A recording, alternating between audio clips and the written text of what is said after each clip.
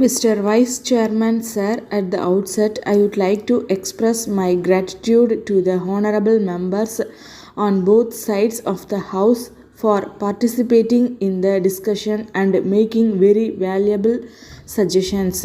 They have expressed their views in their own way, but at the same time they have touched on some of the issues which are very important from the point of view of the national economy.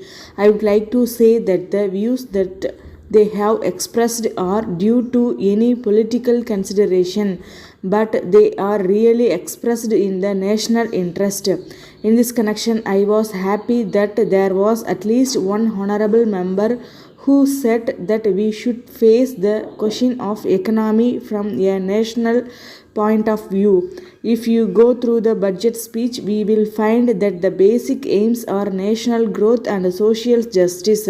This is the thrust of the budget that we have prepared, and it may be seen whether it is reflected in the budget provisions or not. I am sure that if the honorable members go through the budget, they will find that there are a number of new ideas which have been incorporated in the present budget. As this is the last year of the current 5-year plan, I have no doubt that the honorable members will be trying to find whether we have been able to achieve the planned targets. For this purpose, I would like to draw the attention of the House to the fact that we have been able to exceed the financial provisions. It is for the first time that we are going to achieve 130% of the target. This is in regard to the financial provisions. So many ministry can say that sufficient funds are not available, and that is the reason why it is not able to achieve the target set for itself. But at the same time, I agree that merely spending money is not adequate. On the other hand, there should be adequate return in physical terms.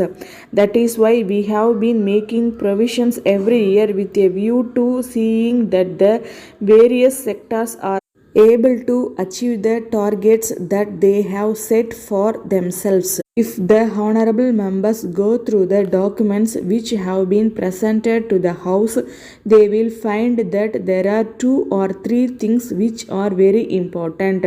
The first is the rate of growth. I do not understand why the leader of the opposition was very angry about the rate of growth, because of the fact that somehow or other this time, on account of the favorable monsoon, we were able to achieve almost 170 million tons of food grains production. There is still no more year left, and if we have normal monsoon, I am sure we will be able to achieve more next year. I think there should be no difficulty in achieving this when we look at the provisions that we have made for this sector. Some honorable members said that there was less provision made for agriculture and irrigation works. I should say that this has to be looked at in a proper manner. I would like to point out that the provision made by the central government will have to take into account the borrowings from the different banks.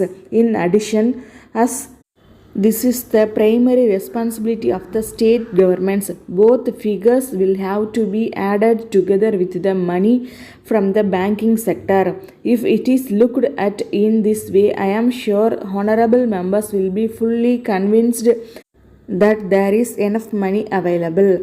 I may assure the House that in future, if any more money is required, we shall consider the same if we are convinced that the money is going to be properly utilized for more agricultural production. In this connection, I may inform the House that there are other subsectors also in the agriculture sector. I am glad to inform the House that there are 3 areas where the progress has been very great. They are cotton, oilseeds, and sugar. These are the 3 areas where there has been a record production. So we hope that we will be able to achieve greater production in future, and it will be possible for us to achieve the target that we have set for ourselves. It will be clear that we are doing our best in the matter.